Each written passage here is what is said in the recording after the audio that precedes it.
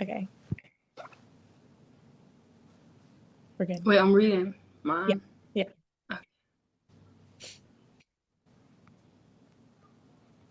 Okay, so, um, hey, this interview is about the class we're taking about gender and society. And I came up with 7 questions based on the modules that we have done this semester. And I just want to take the time to ask you the 7 questions to see, your understanding about gender. That's okay? Yes. Okay. So, question number 1. Why does society tend to favor a dichotomous understanding of gender? Um, I think that society likes the idea of two genders because it makes everything simpler, and they like sorting out into male and female categories because Mm-hmm. it like just makes everything easier.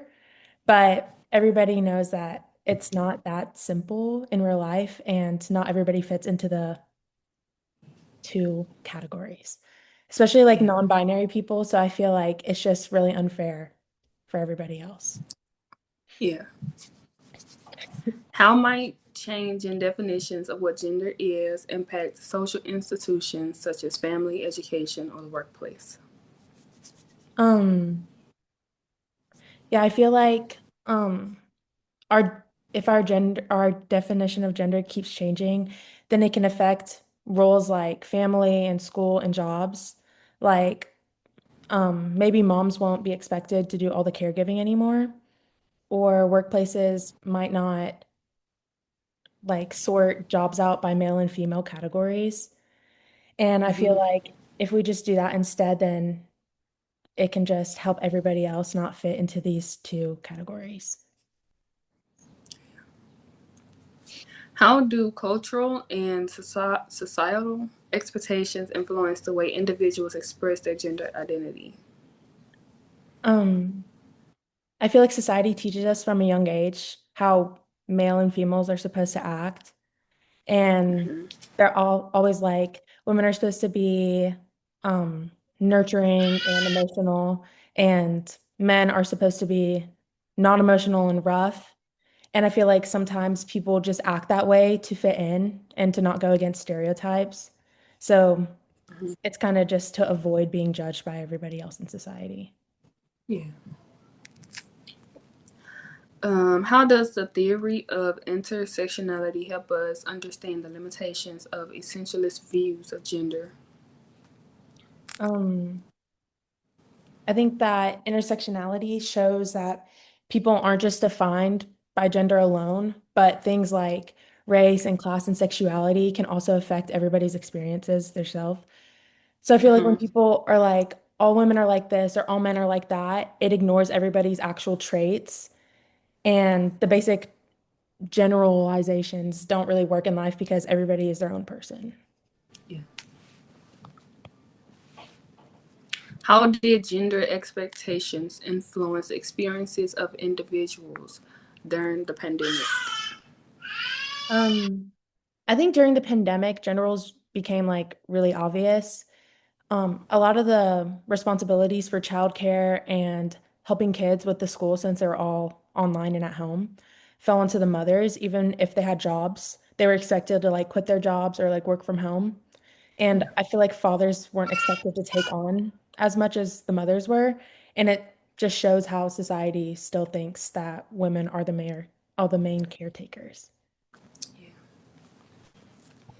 Um, how does the myth that boys should suppress their emotions impact their ability to form close friendships?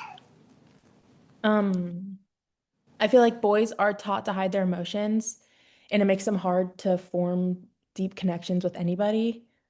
I think a lot of guys actually do want like close relationships with people, but they feel like they can't open up because they don't want to seem weak or like go against how society expects them to act. Mm-hmm. So if I feel like if they hold everything in, then it can just affect their mental health and their relationships in life. Yeah. How has um, how has the opioid epidemic in the United States differently impacted men and women, especially regarding responsibilities for care and emotional labor within families and communities? Um, I think the opioid epidemic affected men and women, but in different ways. I feel like men were expected and more likely to struggle with addiction, and women were the ones who had to clean up after them. They had to take care of family members, and all the emotional labor fell onto them.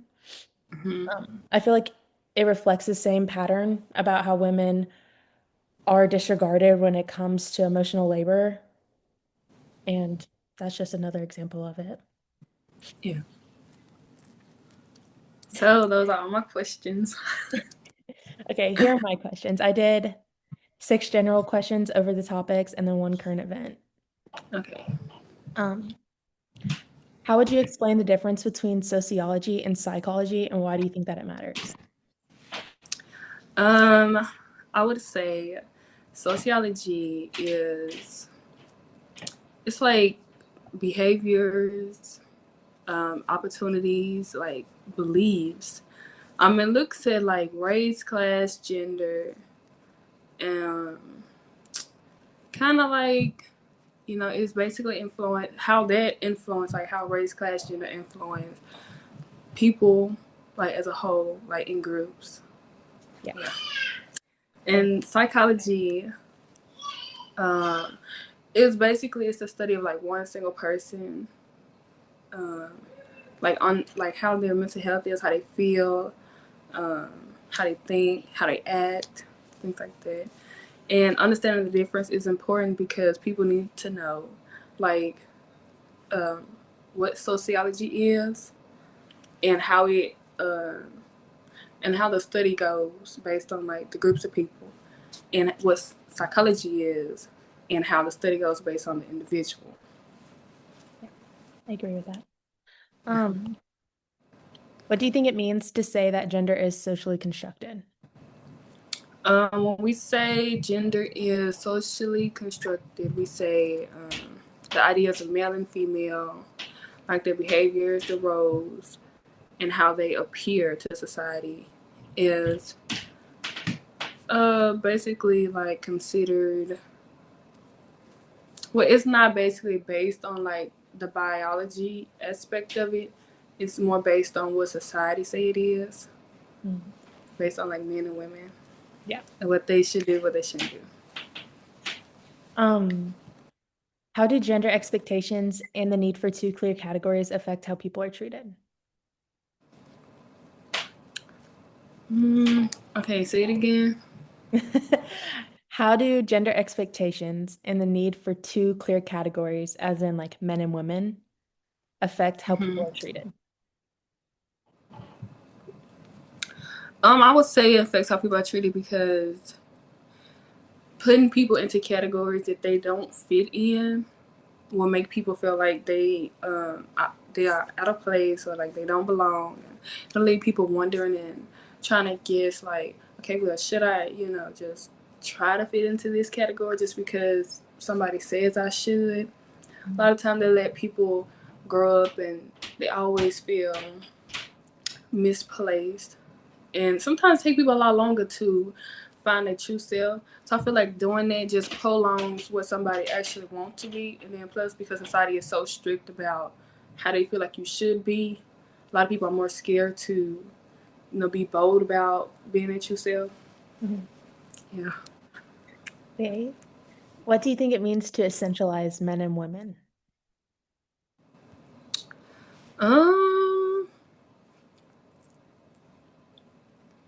I think essentializing would mean saying that men should be like tough or they shouldn't cry.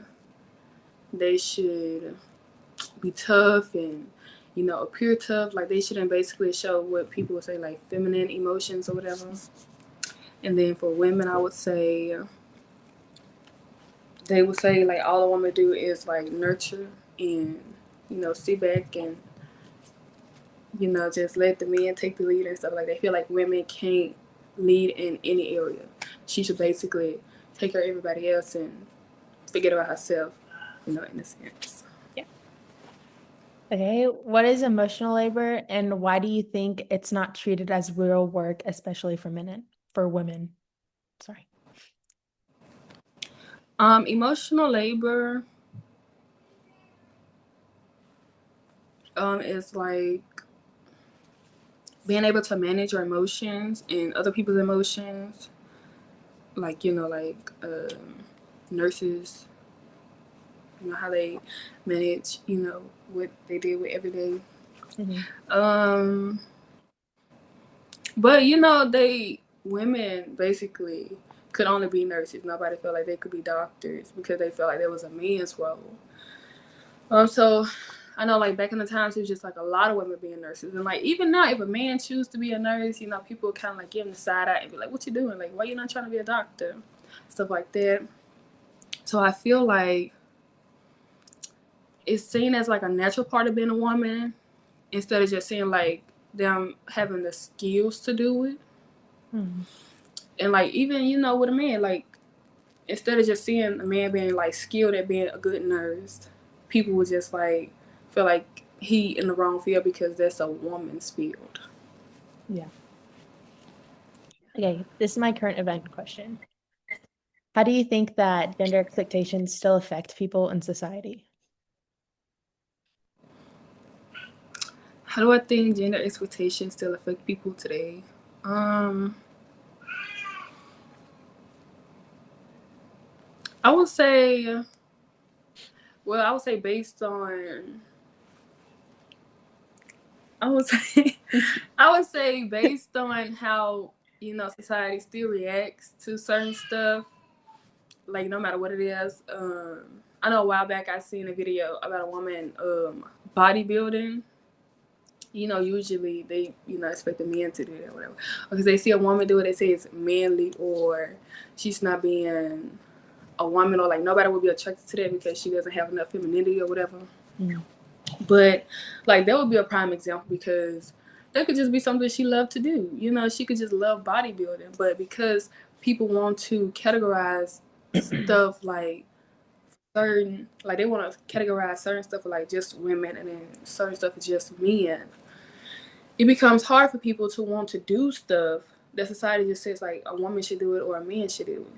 So that would be like a great example why we still have gender expectations. Yeah. Yeah, that's a good example. Um, how do social expectations affect boys' abilities to express emotion?